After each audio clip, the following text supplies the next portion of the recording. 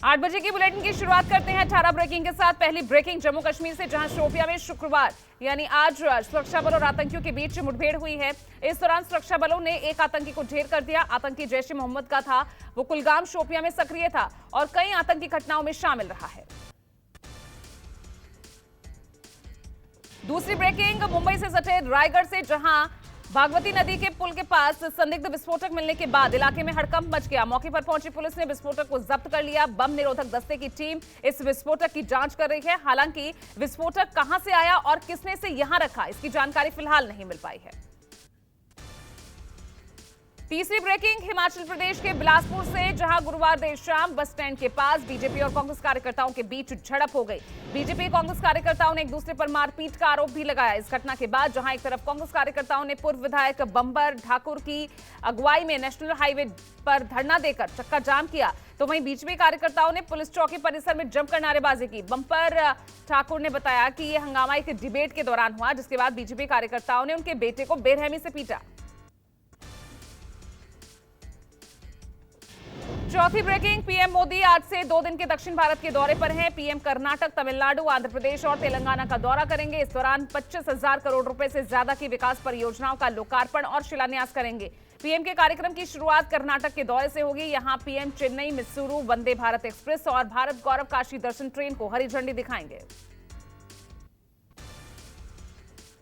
पांचवी ब्रेकिंग, हिमाचल विधानसभा चुनाव के लिए प्रचार खत्म हो चुका है, लेकिन अब डोर टू डोर मुलाकातें चल रही हैं। अब प्रत्याशियों का फोकस आज से घर घर पर्ची पहुंचाना और बूथ की तैयारियों को सुनिश्चित करना होगा। 12 नवंबर को मतदान होगा, 8 दिसंबर को नतीजे घोषित होंगे। विधानसभा के लिए आगामी चुनावों में इस बार कुल 412 प्रत्याशी चुनावी मैदान में हैं। छठी ब्रेकिंग, गुजरात चुनावों में एंटी इनकम्बेंसी की आशंका का सामना करते हुए बीजेपी ने 160 उम्मीदवारों की पहली सूची जारी कर दी है। इसमें 38 मौजूदा विधायकों का टिकट काटा गया है। पार्टी ने नए और युवा चेहरों को मौका दिया है। सीएम भूपेंद्र पटेल को घाटलोडिया से टिकट दिया गया है।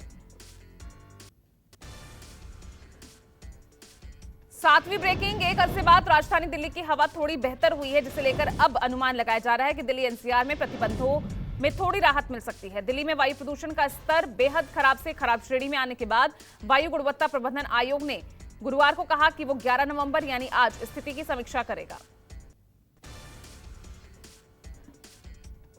रुक कर लेते हैं अगली ब्रेकिंग का। दिल्ली के मुख्यमंत्री अरविंद केजरीवाल आज एमसीडी चुनावों को लेकर पार्टी की तरफ से घोषणा पत्र जारी करते हुए दिल्ली वालों को 10 गारंटी का ऐलान करेंगे। इस गारंटी में कूड़े पर पॉलिटिक्स की छाप भी नजर आ सकती है, क्योंकि आप लगातार पीसी और जनसंवाद के जरिए दिल्ली को कूड़ा घर बनाने का एमसीडी और बीजेपी पर आरोप लगा रही है। 9वीं ब्रेकिंग का रुख कर लेते हैं। दिल्ली बीजेपी की चुनाव समिति की घोषणा हो चुकी है और अब सीटों पर मंथन चल रहा है, लेकिन आपके आक्रामक रुख और एंटी इनकम्बेंसी को देखते हुए बड़ी संख्या में टिकट कटना तय माना जा रहा है। वहीं सूत्रों की माने तो पिछले 15 सालों से दिल्ली एमसीडी पर काबिज बीजेपी इस बार भी नगर निगम की कुर्सी पर नजर गड़ाए हुए है।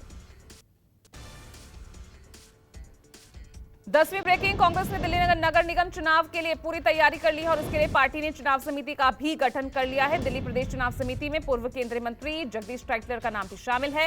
कांग्रेस एमसीडी चुनावों को लेकर आज अपना पोस्टर भी जारी कर सकती है। वहीं माना जा रहा है कि कांग्रेस अपने करीब 50% उम्मीदवारों की सूची भी आज जारी कर सकती है। 11वीं ब्रेकिंग, पश्चिमी गोदावरी जिले के ताडेपल्ली गुडेम मंडल में एक पटाखा फैक्ट्री में आग लगी है, जिसमें 4 लोगों की मौत हो गई है। बताया जा रहा है कि धमाका इतना जोरदार था कि इससे आसपास के घरों के शीशे तक टूट गए। हादसे की सूचना मिलते ही दमकल कर्मी मौके पर पहुंचे। कड़ी मशक्कत के बाद आग पर काबू पाया गया। 12वीं ब्रेकिंग, दिल्ली की पटियाला हाउस कोर्ट आज सुबह 10 बजे बॉलीवुड एक्ट्रेस जैकलीन फर्नांडिस की रेगुलर जमानत पर अपना फैसला सुनाएगी। मामला 200 करोड़ रुपए की ठगी और मनी लॉन्ड्रिंग से जुड़ा है। आरोप है कि सुकेश चंद्रशेखर ने गलत तरीके से हासिल किए पैसे जैकलीन फर्नांडिस पर खर्च किए। मामले की जांच करे ईडी ने जैकलीन फर्नांडिस के खिलाफ केस दर्ज किया था। 13वीं ब्रेकिंग, केंद्र सरकार ने आधार कार्ड के नियमों में संशोधन करते हुए कुछ बदलाव किए हैं। अगर आपके आधार कार्ड को बने हुए 10 साल हो चुके हैं तो आपको बता दें कि इलेक्ट्रॉनिक्स और सूचना प्रौद्योगिकी मंत्रालय के जारी गैजेट पेपर में प्रकाशित नोटिफिकेशन के आधार पर आधार कार्ड अपडेट होने से सेंट्रल आइडेंटिटी डेटा में इससे जुड़ी जानकारी रिपोजिटरी में लगातार सटीकता सुनिश्चित कर सकेगा।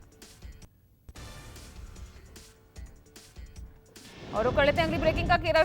केरल सरकार ने राज्य के गवर्नर आरिफ मोहम्मद खान को केरल कलामंडलम डीम्ड यूनिवर्सिटी के चांसलर के पद से हटाने का फैसला कर लिया है। पिनरई विजयन की अगुवाई वाली सरकार ने गुरुवार को नियमों में बदलाव के लिए अध्यादेश का प्रस्ताव पेश किया। यूनिवर्सिटी में चांसलर की नियुक्ति को लेकर राज्य सरकार और गवर्नर खान के बीच विवाद और ज्यादा बढ़ गए थे। 15वीं ब्रेकिंग। काशी हिंदू विश्वविद्यालय यानी बीएचयू के प्रबंधन अध्ययन संस्थान में 3 दिवसीय आदर्श ग्राम सम्मेलन का आयोजन 11 से 13 नवंबर तक किया गया है। इस सम्मेलन का उद्घाटन आज यूपी के मुख्यमंत्री योगी आदित्यनाथ करेंगे। इस सम्मेलन में गांवों को आदर्श बनाने के लिए किए जाने वाले कार्यों पर देश के अलग अलग हिस्सों से आए लोग विचार विमर्श करेंगे।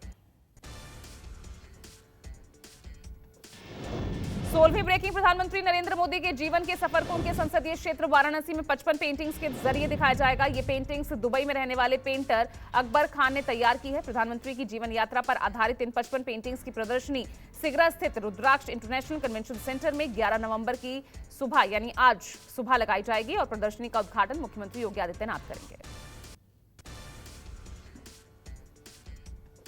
17वीं ब्रेकिंग। उत्तर प्रदेश में वाराणसी के ज्ञानव्यापी मस्जिद में मिले कथित शिवलिंग को संरक्षित रखने का सुप्रीम कोर्ट का आदेश खत्म होने वाला है। सुप्रीम कोर्ट के जस्टिस डीवाई चंद्रचूड़ ने ज्ञानव्यापी मस्जिद में मिले कथित शिवलिंग क्षेत्र को संरक्षित करने की याचिका पर जल्द सुनवाई की बात मानी है।